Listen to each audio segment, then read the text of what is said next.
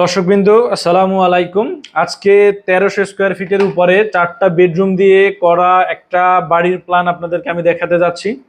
তার আগে একটু কথা বলি, আপনারা অনেকেই আমাদেরকে মেসেজ দেন বা আমাদের সাথে কানেক্ট হওয়ার পরে বলেন যে ভাই আমার এই রকমের ওই রকমের একটা জমি আছে, আমি এই জমিতে একটা 4 বেডরুমের বা এরকমের একটা বাড়ি করতে চাই, তো আপনি আমাকে কিছু প্ল্যান দেখান, এরপরে আমি পছন্দ করে এরপরে আমি আপনার সাথে যোগাযোগ করে আমি ডিজাইনটা করাবো। তো এই ক্ষেত্রে মেইনলি যেটা হয় দেখেন যে আপনার জমি মেজারমেন্ট এবং হচ্ছে আপনার চয়েস দুইটাই হচ্ছে ডিফারেন্ট থাকবে। যখন আমি অন্যের করা একটা কাজ আপনাকে দেখাবো তখন আপনার মধ্যে অনেক ডাউট হবে, দেখা যায় যে আপনার ওটা পছন্দ হবে না বা অন্যরকম লাগবে। আপনি হয়তো ভাববেন যে আসলে আপনার মতন করে হচ্ছে না, বা আপনি যেমন চাচ্ছেন এই রকমের হয়তো আমরা আসলে পারি না। ব্যাপারটা আসলে এরকমের না। এর এর পাশাপাশি দেখা যায় আমাদের হাতেও অনেকগুলো প্রজেক্ট থাকে, আমাদের টিম টোটাল অন্য প্রজেক্টগুলো নিয়ে কাজ করে। সেক্ষেত্রে আপনার পিছনে যে আসলে ওইটা এগেনিস্টে আবার আপনাকে করে আমরা দেখাবো 2টা 3টা 5টা, এই রকমের আসলে সুযোগ হয় না। তো বলতে চাই যে আপনি যদি মনে করেন বা আমাদের সাথে যে এই আপনি আমাদের ভিডিওগুলো দেখেন, আমাদের সাথে থাকেন, আমাদের প্রজেক্টগুলো দেখেন, এনজয় করেন, সো এইগুলো থেকে আপনাকে আইডিয়া করতে হবে। হয়তো আমাদের মতন আরো অনেক প্রতিষ্ঠান থাকবে, তো এর মধ্যে থেকে আপনাকে ডিসাইড করতে হবে আসলে আপনি কার থেকে করাবেন কাজটা।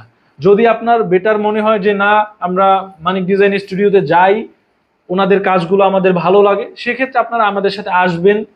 আমরা কিভাবে কাজগুলো করি আমাদের সাথে এই জিনিসটা নিয়ে ডিসকাশন করে আপনি যখন আমাদের কাছে কাজটা অর্ডার করবেন, এরপরে আপনি যে রকমের চান, আপনি যতবার চান, যতক্ষণ না আপনার পছন্দ হবে অতক্ষণ আপনাকে আমরা প্রোভাইড করতে থাকবে, অতক্ষণ আমরা আপনাকে চেঞ্জ করতে থাকবো যতক্ষণ আপনার পছন্দ হয়। যদি তাও আপনার না হয় আমরা যে কোনোভাবে চেষ্টা করব, যদি না হয় এরপরে তো অন্য হিসাব। যদি আমরা একটু খেয়াল করি, আমাদের এটা একটা প্রজেক্ট। এই ভদ্রলোক হয়তো বাহির থেকে আমাদের সাথে যোগাযোগ করছেন, তো উনি হয়তো আমাদের কাছে কিছু প্রজেক্ট দেখতে চাইছেন। বাট আমাদের আসলে আমরা জানি যে আসলে আমাদের প্রিভিয়াস করা কাজগুলো আসলে ফ্লোর প্ল্যান দেখালে এটা আসলে মনের মতন অ্যাটাচমেন্ট হয় না কারোই। এরপরে ওনার আমি কথা দিয়ে ফেলছি, ওকে ভাই আমি আপনাকে দেখাবো। আমাদের কাজ ফেলে রেখে এরপরে আমরা এই প্রজেক্টগুলো আমাদের আর্কিটেক্ট করছেন।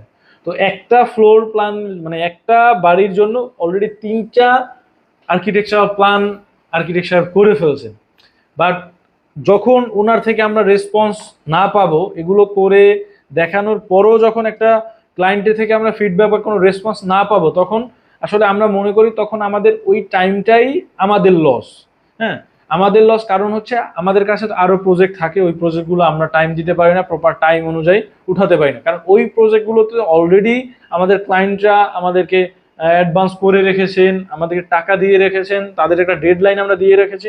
সেক্ষেত্রে কিন্তু আমরা একটা মানুষের সাথে কমিটমেন্ট ব্রেক হবে। সো এই জন্য যদি আপনি মনে করেন যে আমাদের থেকে কাজটা করাবেন, ইটস ফাইন, আপনি আমাদের সাথে কন্ট্রাকচুয়াল বা কাজটা আমরা যেভাবে করি, যে প্রসিডিউর ওই অনুযায়ী আগান।